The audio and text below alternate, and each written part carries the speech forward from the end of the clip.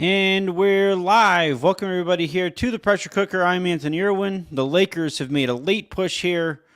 One of those patented,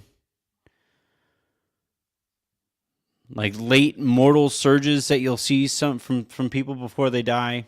That's basically what the Lakers do. They have been down by close to 30 for the entirety of this game, and they have tried to make a comeback here, but it's probably going to fall well short.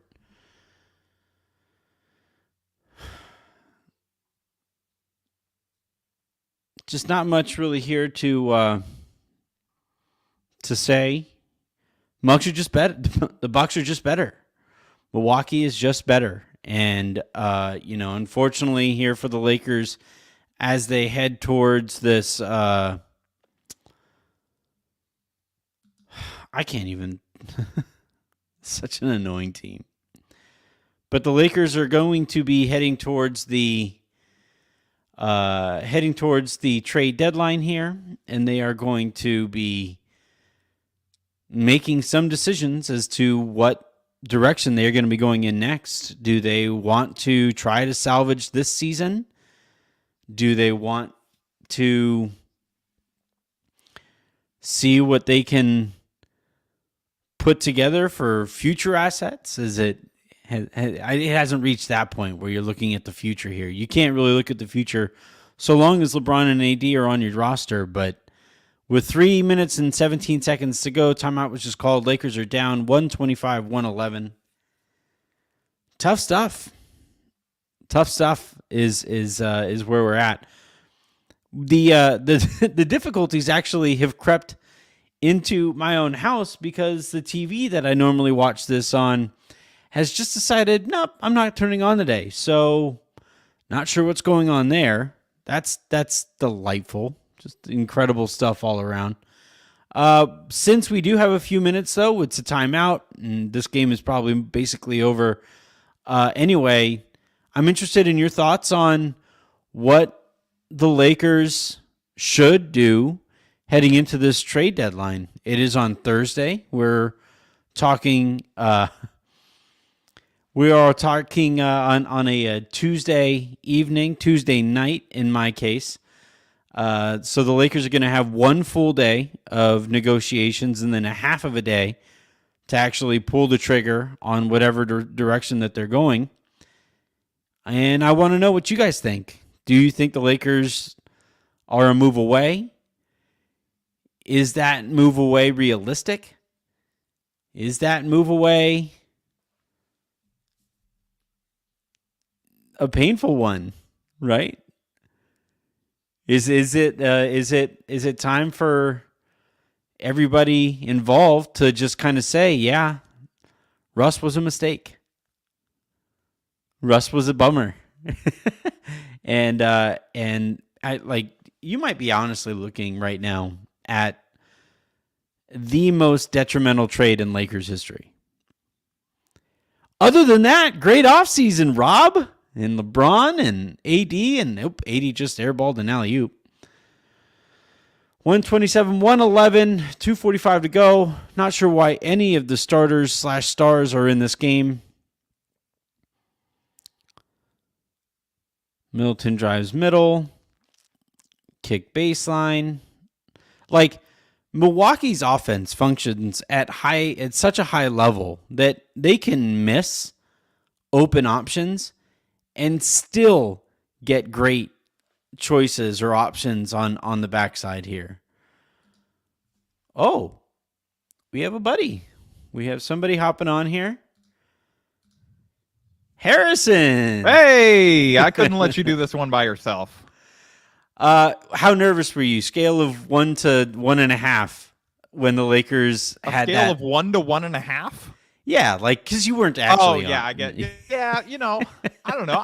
Honestly, I'll put it at a 2. I'll put it at 2 because knowing my reverse jinx powers, I thought there was a real chance. The Lakers have gone on a 16-3 run, and it's oh, I just published a recap, basically reaming them and saying they had no chance. But yeah, I mean, my words held true. They did another one of their patented fake comebacks, and it's hey, Imagine if they could play like that for a whole game. That'd be a good team. They can't, though, is the thing. Like, it's reliant upon... It's the only team I've ever seen that only remembers how to play basketball once they're down by like 25. Well, but like them remembering how to play basketball is reliant upon the other team's own apathy, right? Like, like way to go, Lakers! You come back on a Bucks team that at this stage is just trying not to get hurt. They're like, wait, what are Austin Reeves and Stanley? Can you guys stop hustling? Don't you know this game is over? Damn, that was a hell of a pass from LeBron. Yeah, I don't know. Like, we've been talking a lot, right, Harrison, about, hey, should the Lakers try to salvage the season, push all in, regardless of the uphill battle that they have, just because you only have LeBron on your team for so long, let alone playing at the level that he's capable of playing at. And then this game happens, and you're like, fuck. Yeah, so I guess it depends on your definition of all in and what you can actually get, because based on what we're seeing of like what's still on the market, like based on the reports today and like sort of the moves the Blazers have made, I guess they're going to get Jeremy Grant. And so, who are you trading for that even is salvaging this? You know what I mean? Like, this team, I saw someone make the joke, like, I think it was our friends, the Kamenetsky brothers, were saying, like, this team just screams Terrence Ross away, from keeping up with the Bucks. It's like, I don't know, like, who's on the market that they're right now that's actually on the market that they're going to trade for and be able to I don't think you are salvaging this midseason. I don't think it's unfixable this offseason, because when Russ becomes an expiring contract, as the Athletic wrote about today, you have 2 first-round picks to play around with. Maybe you get a disgruntled star for 2 distant firsts and Russ's expiring deal. Maybe not a star, but someone who wants out, who's a good player, who fits better with LeBron and AD. I think this is salvageable this summer, maybe, but I don't think it. Yeah, the trade deadline is not fixing this. All right, let's play a fun game. Let's have a little bit of fun with this. Who's the worst all-time best NBA player who could actually, in their prime, fix this Lakers team? So, like, we could say, yeah, if the Lakers just added prime Michael Jordan, they'd figure this out. So, like, how far down that list do we have to go? Are we talking like prime Kobe probably fixes this roster? Yeah, prime Kobe definitely fixes this roster. So, like, can you imagine if Russ's minutes were going to prime Kobe? This team would be winning every game by 30. Well, but no, Russ is still going to play his 30. Like, Russ is still going to get his minutes. Kobe's not putting up with that after like 3 games. Kobe's cutting him. I'm sorry. LeBron's like, hey, that's our brother. We're going to stand behind him. Kobe's cutting him. I'm sorry. Like, I'd be here for it. I want to try to figure this out before we get out of here. Who's the worst, like, top 75 player you could add to this roster in his prime who doesn't fix it, who isn't capable of making this work? Dwight didn't make the top 75, right? I was going to say prime Dwight just because I feel like he'd make the locker room worse. Yeah, because that was like at his peak. Yeah, that's what I mean. You get like prime in every respect. You know, prime as a guy that all of his teammates ended up hating, and prime as like a player. Does Charles Barkley fix this? No, he makes their shooting worse. He'd fix the rebounding. He would. Yeah, he would. But he would have to like get out and run. These guys, like, to your point earlier, when you talk about like this team that like refuses to figure out how to play until they absolutely have to, they should be running. Like this is something they said at the beginning of the season. Yeah, we're gonna get out. We're gonna run. We're gonna be a fun team to watch. We're gonna be all these things, and then. No, it's like every offseason we get LeBron's like, we're going to get out and run, and I wanted multiple playmakers, and then every season by midseason, it's like, okay, I'm going to pound the rock and get out of my way because I'm better at basketball than you.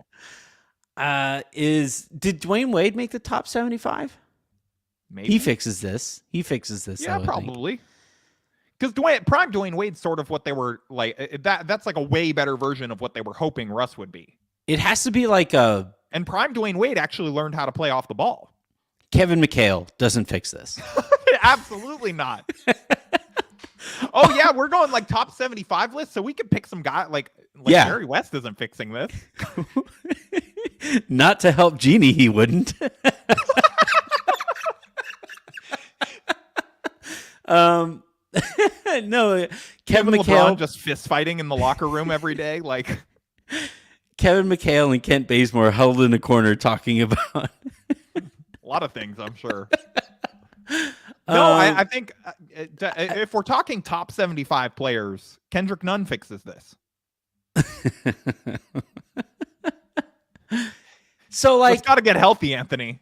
Can we talk about the take that I got a lot when I was freaking out about the Caruso thing was, well, if you bring back Caruso, you don't get Nunn. Did that take age worse than any take in the history of like modern basketball? To be fair, I think a lot of those people said that were saying that to me. It was you don't get Nunn and Monk. Monk has been very good. Okay. So but don't try to backtrack, man. That was your bad take. No.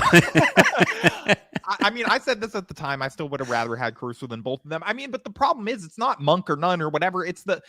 We've talked about this all season. It's just that they have no flexibility to make these trades where even, we see these teams kind of trading trash for something. And, the Lakers just don't have the salaries to make those kind of deals work, where you have like Portland, who's just like hanging a banner about like, oh, we just saved $20 million in luxury taxes off. Jody Allen is just showering herself in dollar bills. Woj doing like sponsored live reads for like the luxury tax savings they just had. I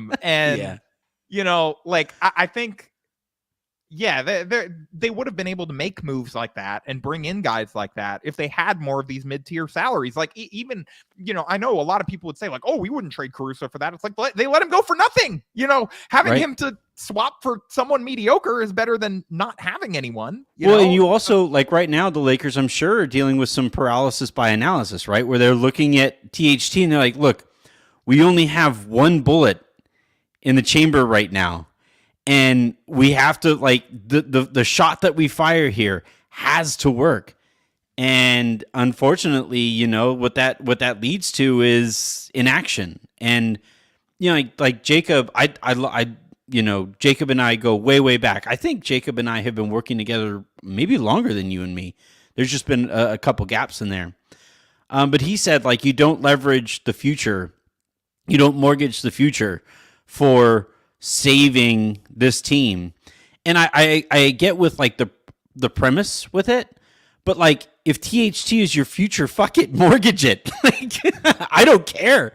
If THT is the future, I'm happy that we're gonna be gone here in 2024. I understand what you're saying, but at the same time, if THT's value is like THT and your first rounder for Terrence Ross, honestly, I'm good. I will wait until. Can I just say, like, I can't believe that's the price that Terrence Ross is going at. No, I refuse. There's no way. I refuse to say that is what it would the Lakers would do, and then they're going to do it on Thursday. No, Terrence didn't make an All-Star team, so he's not going to be. It's going to be something like from LA. Is he a former Pelinka client? We got to look this up. They're gonna sign J.R. Smith. He did, he tweeted he's available during the midseason break. If golf was like a part of the finals, I would say do it. Let's do this thing. All right, we're gonna get out of here. But I mean, sorry, I just wanted to add a final thing. Like, Caruso, whatever. None of that is making the difference. Like, what the gamble that didn't pay off was the Westbrook trade that just is a worse fit than even like I think the biggest optimists like me could have, or even I think honestly, some of the biggest pessimists could have imagined. It just hasn't gone.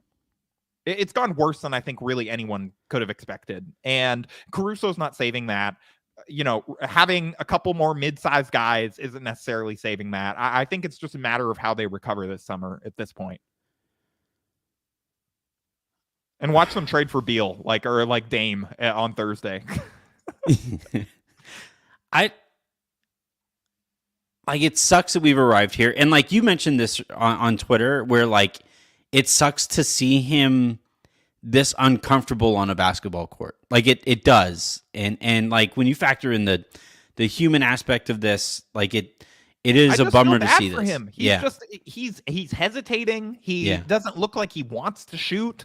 It's hard to watch. I feel bad just on a human level. It's hard to watch. Yeah, all that said, I think I make the Wall trade. Like I think the Lakers are better even if Wall doesn't play a minute this year. I think they're better not having that like weighing on them. Like Would you Russ do the has. first for it though? Is the No, question. I no. Well, then No, that's I would, not happening because Houston. well, I would do like a maybe a second rounder or 2 second rounders even. I don't do the first. The price of a second rounder is not like a $50 million buyout that Houston's going to have to do. That's what I mean. Like it's not happening for seconds. Well, but like either way, they're paying that amount of salary anyway because Wall's on their books either way. So like it's not like you're adding that salary to them by doing that. I guess. You know? I don't know. I can't really see it for seconds just for like an optics perspective, but I mean, maybe you're right. But I just think but like optics be damned at this point. Like you got to do what you have to do to make this thing work. No, I meant for the Rockets optics, like not for the Lakers. For the Lakers would obviously, I think at this point probably the Rockets get an asset for nothing. They're getting a player who could technically play right now for nothing. They're getting nothing, and so like I just think Russ being on the roster makes the Lakers worse. Like unless you think that like Russ can turn it around, which I don't necessarily believe in that. I do think he can be a little better than he has been. I think there's a chance that this team can still gel a little bit, but they're not a title contender. I'm sorry. It's like that ship has sailed. Like they can be better than this. But I'm kind of out. Like I wrote in my recap, like I'm tired of being Charlie Brown and getting Lucy'd with the football because they're like, oh, here's 16-3 run. Here we go. Yeah. All right. Well, we're gonna let the Taco Tuesday guys take over. They're going to be recording their show here. I'm sure they're recording right now as we speak. That's going to be up on the pod feed as well. Reminder that on Thursday I'm going to be right here in the pressure cooker with a revolving group of site managers and people who cover these other teams to take you through the deadline that has been already, and that might be.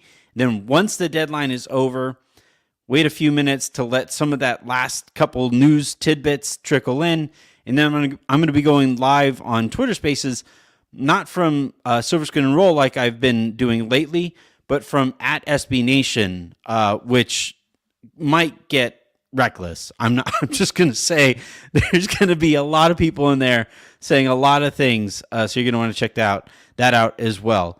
That on top of the lowdowns, which I'm about to record right now.